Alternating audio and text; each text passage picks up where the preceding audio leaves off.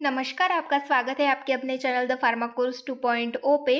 तो आज के इस वीडियो में हम देखने वाले हैं बायोकेमिस्ट्री के इम्पॉर्टेंट एमसीक्यूज़ के बारे में। बायोकेमिस्ट्री एंड क्लिनिकल पैथोलॉजी इस सब्जेक्ट के जो भी इम्पॉर्टेंट एमसीक्यूज़ हैं, जो कि एग्जिट एग्जामिनेशन के पॉइंट ऑफ व्यू से इम्पॉर्टेंट है, उनके बारे में आज की इस वीडियो में हम देखने वाले हैं। तो आइए स्टार्ट करते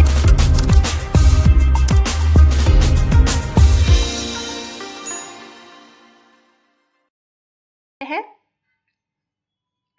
MCQ number 1, which one of the following is a reducing sugar. Options में हमें कुछ शुगर्स दिए गए हैं, उनमें से रिड्यूसिंग शुगर कौन सी है ये यहाँ पर हमें पूछा गया है। ऑप्शंस दिए गए हैं A isomaltose, B sucrose, C trehalose, D none of the above. तो इनमें से रिड्यूसिंग शुगर कौन सी है ये यहाँ पर हमें पूछा गया है।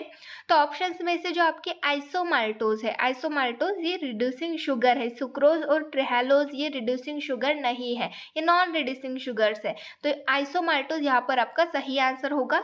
तो ऑप्शन नंबर ए आइसोमाल्टोज ये सही आंसर है आपका। Then next MCQ number 2, one of the following is an enzyme required for glycolysis pathway. Options में हमें कुछ एंजाइम्स दिए गए हैं, उनमें से एक एंजाइम ऐसा है जो कि ग्लाइकोलिसिस पाथवे में इंपॉर्टेंट होता है, ज़रूरी होता है। तो वो कौन सा है वो हमें यहाँ पर पूछा गया है। ऑप्शंस दिए गए हैं ए पाइरुवेट कार्बोक्साइलेज, बी पाइरुवेट काइनेज, सी फ्रुक्टोज 6 फॉस्फेट, डी फॉस्फोकाइनेज। तो इनमें से ग्लाइकोलाइसिस इस पाथवे में कौन सा एंजाइम रिक्वायर्ड होता है ये यहाँ पर हमें पूछा गया है। तो ग्लाइकोलिसिस इस पाथवे में पाइरुवेट काइनेज ये एंजाइम जो है ये इंपॉर्टेंट होता है, रिक्वायर्ड होता है। तो यहाँ पर आपका सही आंसर आएगा option number B pyruvate kinase. Then next MCQ number 3, glucose tolerance is decrease in one of the following disease. Options में हमें कुछ डिसीज कंडीशंस दिए गए हैं, उनमें से एक ऐसी कंडीशन है जिसमें ग्लूकोज टॉलरेंस जो होता है वो डिक्रीज हो जाता है, ग्लूकोज की टॉलरेंस की जो एबिलिटी होती है वो डिक्रीज हो जाती है। तो ऑप्शंस देख लेते हैं, A diabetes insipidus, B Addison's disease, C hypopituitarism, D diabetes mellitus. तो इनमें से कौन सा ऐसा डिसीज है जिसमें ग्लूकोज टॉलरेंस जो है वो डिक्रीज हो जाता है। तो ग्लूकोज टॉलरेंस कब डिक्रीज होता है, जब जो हमारे ब्लड शुगर लेवल मतलब जो ब्लड ग्लूकोज लेवल है वो हाई हो जाती है, उस टाइम पे जो टॉलरेंस है वो डिक्रीज हो जाता है। तो इस कंडीशन को हम क्या बोलते हैं, डायबिटीज मिलाइटस। तो यहाँ पर आपका सही आंसर आएगा option number D diabetes mellitus. इस कंडीशन में ग्लूकोज टॉलरेंस जो है वो डिक्रीज हो जाता है। Then next MCQ number 4, glycogenolysis reaction is regulated by catalyzed the irreversible reaction by all of the following enzyme except। तो ग्लाइकोजेनोलाइसिस रिएक्शन हमने देखी है, तो ये रेगुलेट की जाती है एंजाइम्स के थ्रू, ये कैटालाइज की जाती है। इरिवर्सिबल रिएक्शन बोला गया है, मतलब वो इरिवर्सिबल भी हो सकती है, उन एंजाइम्स के थ्रू वो इरिवर्सिबल भी हो सकती है by all of the following enzyme except. मतलब हमें ऑप्शन से ऐसा एंजाइम दिया है एक जिससे जो रिएक्शन है वो इरिवर्सिबल नहीं होगी, इरिवर्सिबली कैटेलाइज्ड नहीं होगी, ऐसा एंजाइम यहाँ पर हमें पूछा गया है। ऑप्शंस दिए गए हैं A hexokinase, B phosphokinase, C pyruvate kinase, D phosphoglycerate kinase. तो इनमें से कौन सा ऐसा एंजाइम है जो कि रिएक्शन को कैटालाइज नहीं करेगा इरिवर्सिबली। तो ऐसा जो एंजाइम है वो है फॉस्फोग्लिसरेट काइनेज। तो यहाँ पर आपका सही आंसर आएगा option number D phosphoglycerate kinase. Then next MCQ number 5, the inhibition of glycolysis by oxygen is known as. तो ऑक्सीजन के थ्रू जो ग्लाइकोलिसिस का इनहिबिशन होता है, ग्लाइकोलिसिस पाथवे का इनहिबिशन होता है, उसको क्या कहा जाता है। ऑप्शंस दिए गए हैं A Crabtree effect, B Pasteur effect, C Rapoport Luebering effect, D Krebs effect. अगर ऑक्सीजन के थ्रू ग्लाइकोलिसिस का इनहिबिशन हो रहा है तो उस कंडीशन को, उस इफेक्ट को क्या कहा जाता है, तो ऐसे इफेक्ट को पॉस्चर इफेक्ट कहा जाता है। तो यहाँ पर आपका सही आंसर आएगा option number B Pasteur effect. Then next MCQ number 6, in citric acid cycle citrate is convert into isocitrate by. तो सिट्रिक एसिड साइकिल में जो सिट्रेट है वो आइसोसिट्रेट में कन्वर्ट होता है, किसके थ्रू। ऑप्शंस दिए गए हैं ए एकोनेटेज, बी आइसोसिट्रेट डिहाइड्रोजिनेज, सी सिट्रेट सिंथेज, डी सस्सिनेट डिहाइड्रोजिनेज। तो इनमें से कौन सा ऐसा एंजाइम है जिसके थ्रू सिट्रेट ये आइसोसिट्रेट में कन्वर्ट होता है। तो ऐसा जो एंजाइम है वो कौन सा है, ऑप्शंस में से एकोनिटेज, एकोनिटेज के थ्रू सिट्रेट ये आइसोसिट्रेट में कन्वर्ट होता है। तो यहाँ पर आपका सही आंसर आएगा option number A, aconitase. Then next MCQ number 7, in tricarboxylic acid cycle citrate synthase enzyme is inhibited by. तो ट्राई कार्बोक्सिलिक एसिड साइकिल जो टीसीए साइकिल है वहां पर सिट्रेट सिंथेज ये जो एंजाइम है ये इनहिबिट किया जाता है किसके द्वारा? ऑप्शंस दिए गए हैं ए एडीपी, बी एएमपी, सी एनएडी प्लस, डी ससिनिल कोए। तो इनमें से किसके द्वारा सिट्रेट सिंथेज एंजाइम ये इनहिबिट किया जाता है टीसीए साइकिल में? तो जो ससिनिल कोए है ये सिट्रेट सिंथेज इस एंजाइम को इनहिबिट करता है। तो यहाँ पर आपका सही आंसर आएगा option number D, succinyl CoA. Then next MCQ number 8, the enzymes of tricarboxylic acid cycle are located in. तो जो हमारे टीसीए साइकिल होती है वहां पर यूज होने वाले जो एंजाइम्स है, वहां पर जो काम करने वाले एंजाइम्स है वो कहाँ पर लोकेटेड होते हैं, वो कहाँ पर मिलते हैं? ऑप्शंस दिए गए हैं A cytosol, B mitochondrial matrix, C cytosomal fraction of the cell, D liver. तो इनमें से कौन से पार्ट में जो टीसीए साइकिल के एंजाइम्स है, जो ट्राई कार्बोक्सिलिक एसिड साइकिल के एंजाइम है वो मिलते हैं? तो माइटोकॉन्ड्रियल मैट्रिक्स में। ये जो टीसीए साइकिल है ये कहाँ पर ऑकर होती है? माइटोकॉन्ड्रियल मैट्रिक्स में। और वहीं पर जहाँ पर साइकिल होती है वहीं पर इसके एंजाइम प्रेजेंट रहते हैं। तो सारे एंजाइम कहाँ पर प्रेजेंट होंगे? माइटोकॉन्ड्रियल मैट्रिक्स में। तो यहाँ पर आपका सही आंसर आएगा option number B, mitochondrial matrix. Then next MCQ number 9, all of the following are precursors of gluconeogenesis except. तो ऑप्शंस में हमें कुछ कंपाउंड्स दिए गए हैं, उनमें से सारे जो है प्रिकर्सर्स है ग्लूकोनियोजेनेसिस के, एक्सेप्ट एक को छोड़ के। एक ऐसा सब्सटेंस है, एक ऐसा कंपाउंड है जो कि प्रिकर्सर नहीं है ग्लूकोनियोजेनेसिस का।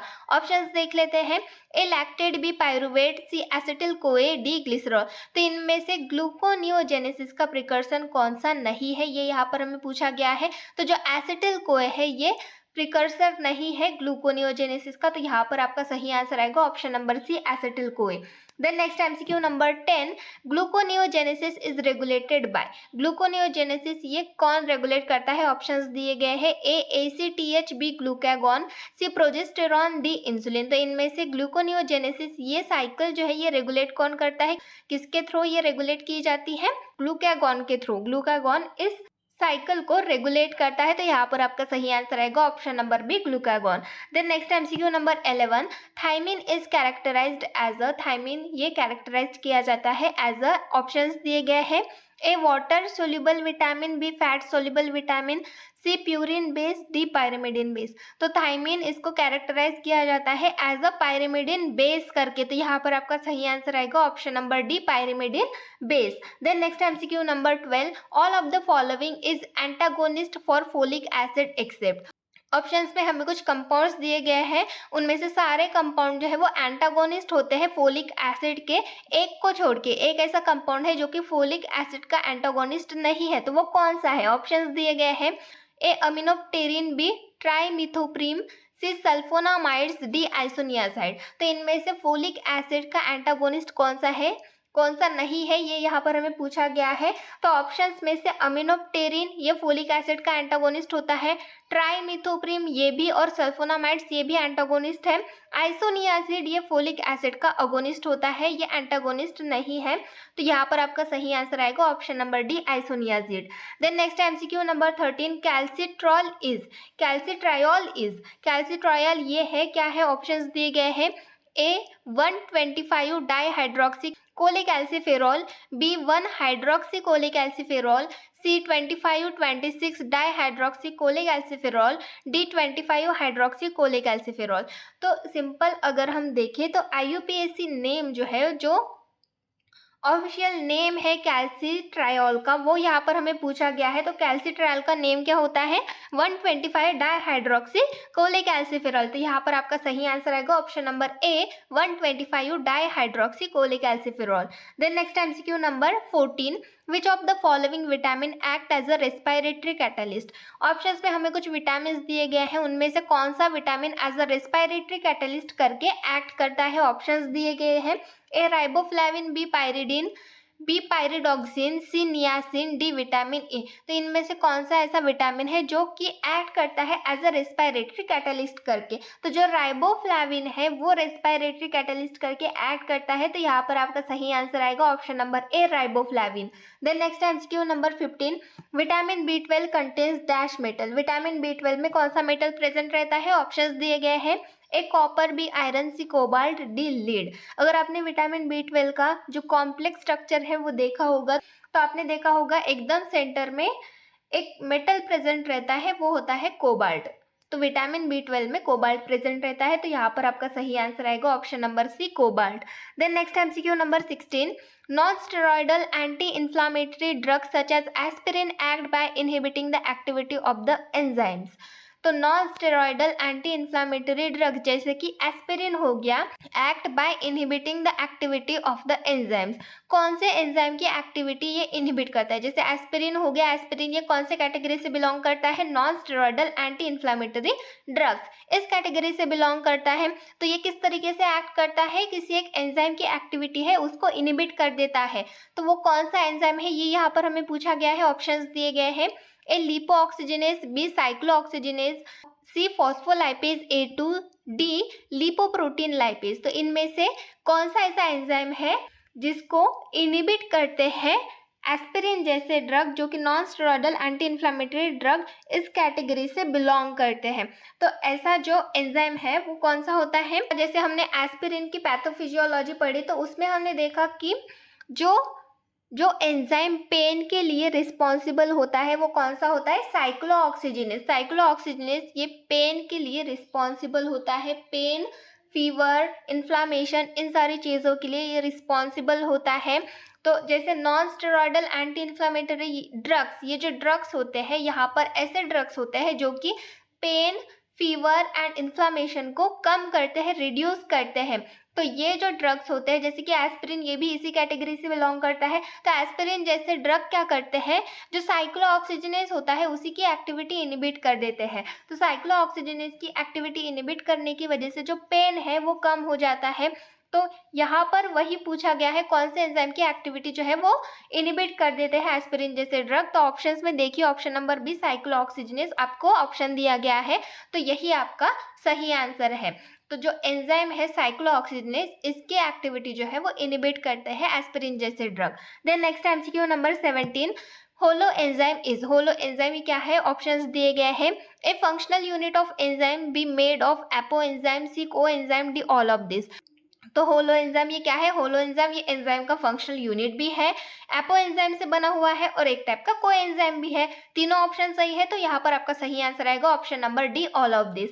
Then next MCQ number 18, enzymes which are produce in inactive form in the living cells are called. वहाँ पर इन द लिविंग सेल्स चाहिए, enzymes which are produce in inactive form the living cells are called. तो ऐसे enzyme जो कि produce होते हैं living cell में इनएक्टिव फॉर्म में, उनको क्या कहा जाता है? ऑप्शंस दिए गए हैं, A co enzyme, B apo enzyme, C pro enzyme, D iso enzyme. तो इनमें से क्या कहा जाता है? जो एंजाइम्स इनएक्टिव फॉर्म में प्रोड्यूस होते हैं लिविंग सेल में उनको क्या कहा जाता है? उनको कहा जाता है प्रो एंजाइम। प्रो एंजाइम्स ऐसे एंजाइम्स होते हैं जो कि इनएक्टिव फॉर्म में लिविंग सेल में प्रोड्यूस होते हैं। तो यहाँ पर आपका सही आंसर आएगा option number C, pro enzyme.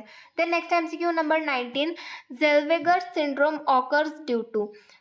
तो ज़ेल्वेगर सिंड्रोम ये किसकी वजह से ऑकर होता है? ऑप्शंस दिए गए हैं, A absence of peroxisomes, B deficiency of vitamin B12, C deficiency of acyl CoA dehydrogenase, D over production of ketone.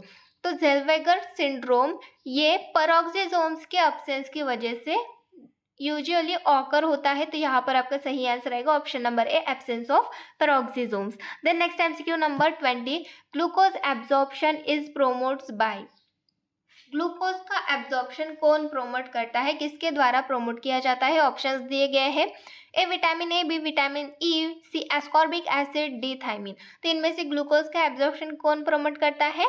Glucose का एब्जॉर्प्शन थायमिन प्रोमोट करता है, तो यहाँ पर आपका सही आंसर आएगा option number D, thiamine. Then next MCQ number 21, factors affecting enzyme activity is. तो फैक्टर्स अफेक्टिंग एंजाइम एक्टिविटी, ऐसे फैक्टर्स जो कि एंजाइम की एक्टिविटी को अफेक्ट करते हैं वो कौन से होते हैं, ये यहाँ पर हमें पूछा गया है। ऑप्शंस दिए गए हैं, A temperature, B pH, C concentration, D all of this. तो जो फैक्टर्स एंजाइम की एक्टिविटी को अफेक्ट करते हैं उसमें टेम्परेचर भी इंक्लूड होता है, पीएच भी और कंसंट्रेशन भी। तीनों ऑप्शन सही है, तो यहाँ पर आपका सही आंसर आएगा option number D, all of this. Then next MCQ number 22, the specificity of the enzyme is mostly depend on. तो जो स्पेसिफिसिटी होती है एंजाइम की वो ज्यादातर किस पे डिपेंड होती है। ऑप्शंस दिए गए हैं, A co enzyme, B apo enzyme, C pro enzyme, D iso enzyme. तो जो स्पेसिफिसिटी होती है एंजाइम की वो मोस्टली एपो एंजाइम पे डिपेंड होती है, तो यहाँ पर आपका सही आंसर आएगा option number B, apo enzyme. Then next MCQ number 23, how many number of net ATP generated during oxidation of one molecule of palmitate? जब पाल्मिटेट के एक मॉलिक्यूल का ऑक्सीडेशन होता है उस टाइम पे कितने नंबर ऑफ एटीपी जनरेट होते हैं, ये यहाँ पर हमें पूछा गया है। ऑप्शंस दिए गए हैं, ए 14, बी 21, सी 129, डी 96। तो जब पाल्मिटेट का एक मॉलिक्यूल का ऑक्सीडेशन होता है उस टाइम पे 129 एटीपी जनरेट होते हैं, तो यहाँ पर आपका सही आंसर आएगा option number C, 129। Then next MCQ number 24, which of the following test are positive for bile salt. कौन सी टेस्ट जो है वो पॉजिटिव होती है बाइल सॉल्ट्स के लिए। ऑप्शंस दिए गए हैं, A Hay's test, B Pettenkofer's test, C A and B both, D none of the above. तो इनमें से कौन सी टेस्ट जो है वो पॉजिटिव रिस्पॉन्स देती है बाइल सॉल्ट्स के लिए। तो हे टेस्ट ये बाइल सॉल्ट्स के लिए पॉजिटिव रिस्पॉन्स देती है, साथ में पैटर्न कॉफर्स टेस्ट ये भी बाइल सॉल्ट के लिए पॉजिटिव रिस्पॉन्स देती है। दोनों आंसर सही है, तो यहाँ पर आपका सही आंसर आएगा option number C, A and B both.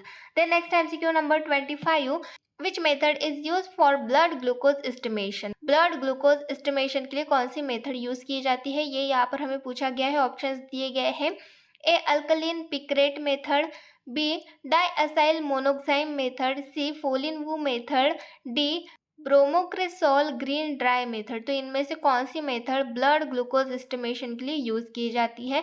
तो ऑप्शंस में से जो फोलिन वू मेथड है वो ब्लड ग्लूकोज एस्टिमेशन के लिए यूज की जाती है, तो यहाँ पर आपका सही आंसर आएगा ऑप्शन नंबर सी, फोलिन वू मेथड। तो इस तरीके से ये कुछ एमसीक्यूज थे बायोकेमिस्ट्री के। ऐसे ही और एमसीक्यूज के लिए हमारे चैनल से जुड़े रहिए। Thank you.